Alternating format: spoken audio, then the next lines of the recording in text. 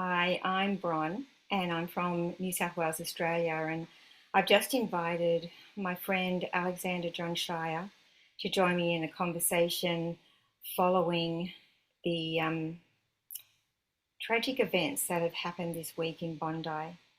And the reason that I've invited Alexander John is that he holds so much wisdom in um, what the four paths tell us from the four Gospels, um, how we just experience life and tragedy.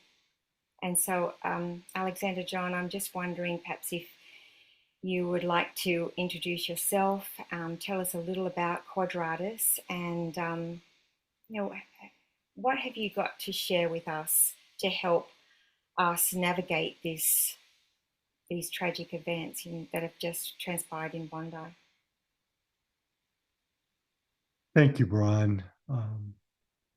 I the first thing that I think of is having lived for 5 years in Victoria, Australia. My heart just aches with all for this wound, for this deep sense of one's peace being shattered.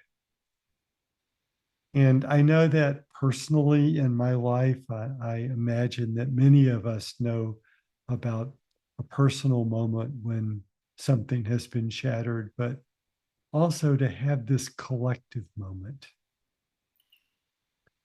So, my work, um, many years ago, it came to me that the four Gospels are actually a story of the universal path of growth and transformation, and that many anthropologists and psychologists and spiritual traditions will talk about this well known 4 step path of how we grow and transform.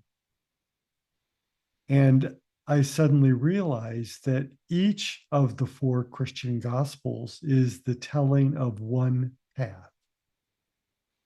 And each of the paths starts largely with a place of some difficulty, or we might even say wounding, and gives us a way to move through that so that our life is held in greater love and not paralyzed by fear and anxiety.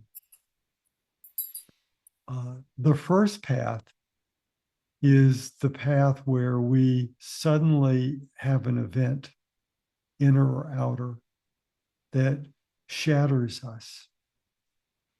And when that shattering happens, we feel betrayed, or sometimes we realize how we have acted in some way as a betrayer. But the first path is recognizing betrayal. And in the way of the deep growth of transformation, it's like when that invitation to betrayal comes, it's not a moment for us to look around and make a judgment about who did what to whom, or who was asleep at the switch, or if this person or that person had done something differently, this moment would not have happened.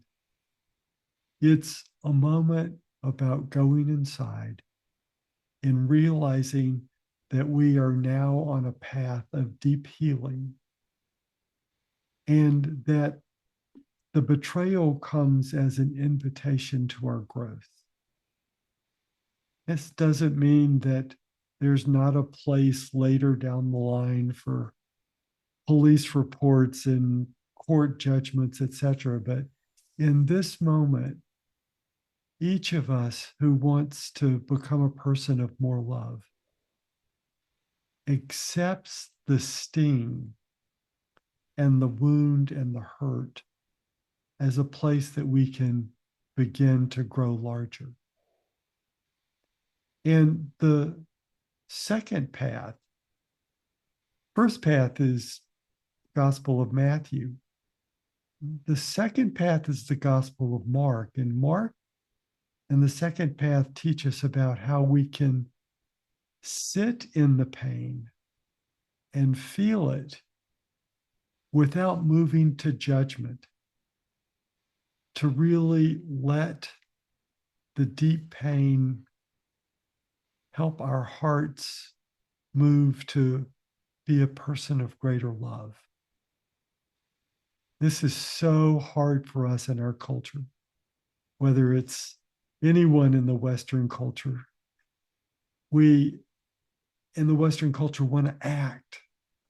We want to decide. Somehow we think about acting and deciding will remove the pain. It doesn't.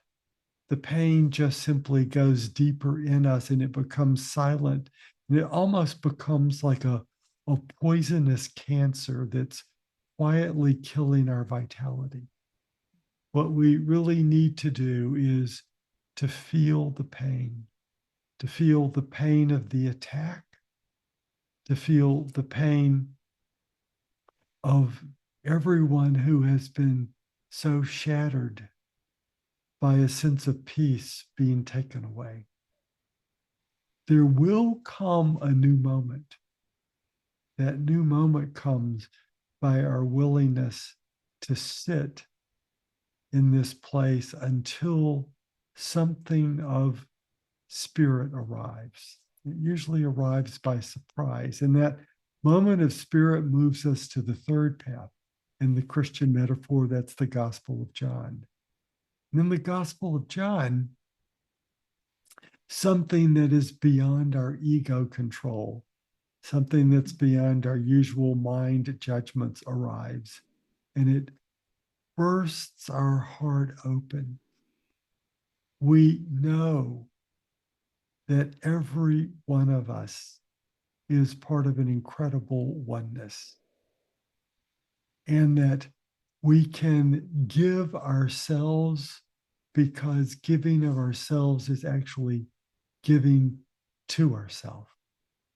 There is no I, there is only a we. And so then the fourth path is that Gospel of Luke, which is, it shows us how to move from that insight about a we to really be a person who can offer love and forgiveness and reconciliation, and not just peacekeeping, but what I like to call peacemaking. And so we have this journey that we all go on, whether it's a moment or a longer time of feeling that deep betrayal, feeling the anger at the betrayal, and yet knowing that this moment is not about judgment, but about an invitation to grow. And then sitting through that pain, waiting for some new grace, spirit, larger self, however that name is for you, to arrive and to be more clear in your life.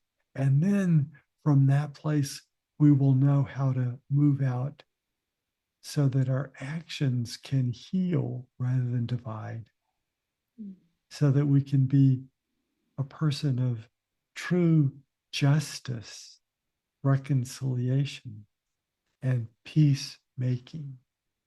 Mm-hmm. It's such a message of hope to hear the four Gospels explained like that. And I know from the people that I've been speaking with, it's really hard to even imagine kind of moving through all of those into that that moment with John where we're, opening up to this new moment. Can't even imagine it right now, and that's okay, isn't it? That's okay too. We don't know how long this takes, and that's all part of it. Right? There are some exceptional ones among us who can move through this very quickly. Mm. I might even call them the saints. or the heroes.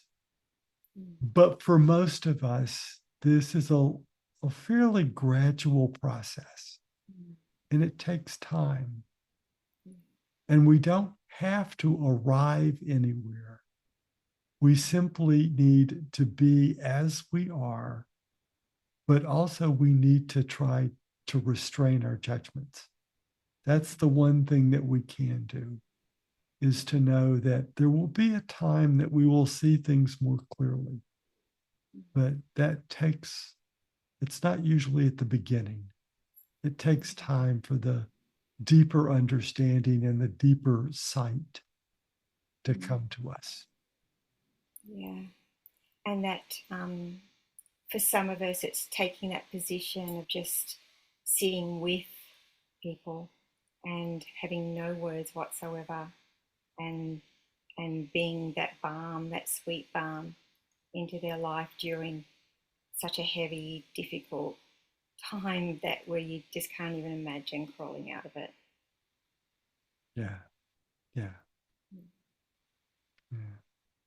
Yeah, what surprised me was on the just the footage that I've seen is just the worst and the best of humanity can all come out in these tragedies. Part of my own history was as a small child watching uh, my grandmother's house be set on fire by the KKK, because we were Christians from Lebanon, which meant that we were the outsiders in the southern parts of the United States. So I know that pain, but I also know these words from Martin Luther King, who spoke these words during those days, during those difficult days. And he wasn't speaking to the Christian Lebanese community. This was part of a talk he was giving to college students.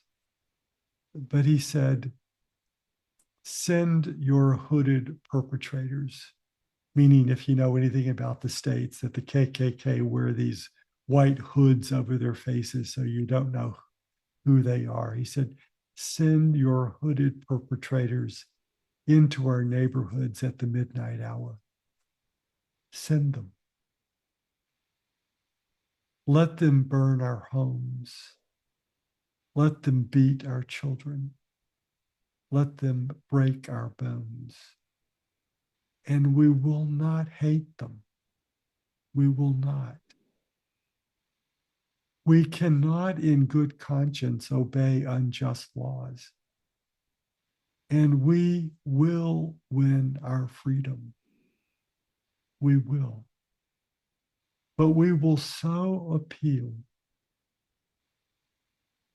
to you, we will so appeal to your heart by our ability to suffer. And by that, I think Martin Luther King means our ability to sit in the stillness with the pain.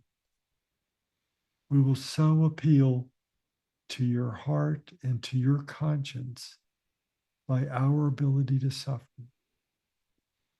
that when we win our freedom, the victory will be twofold, or we will have won yours as well. So, in a moment of tremendous pain, anger, great sense of betrayal, let us still our voices, open our hearts, pray deeply for greater wisdom, that we may find the ways to act that will build bridges of love, peace, and greater justice for everyone. Mm. It kind of reminds me of one of the mothers who protected her child during the shooting, and the words that she said, just excuse me while I just get it, was go in. She's what she said to her daughter: "Go inside yourself, my darling. Go into your head. where all the love is. And stay there, my baby, stay there. And then to all of us, she says, stay there, friends, in your hearts. You will carry us to where we have always wanted to go, to love. It's like Absolutely. incredible to think that someone who's experienced, actually been in this, can say that. Yeah. It's wisdom, isn't it? Yeah.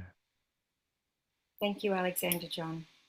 Oh, and Bron, thank you. And to all of my friends and neighbors in Australia, I sit with you and pray with you. May love ring out. Thank you. Blessings to you.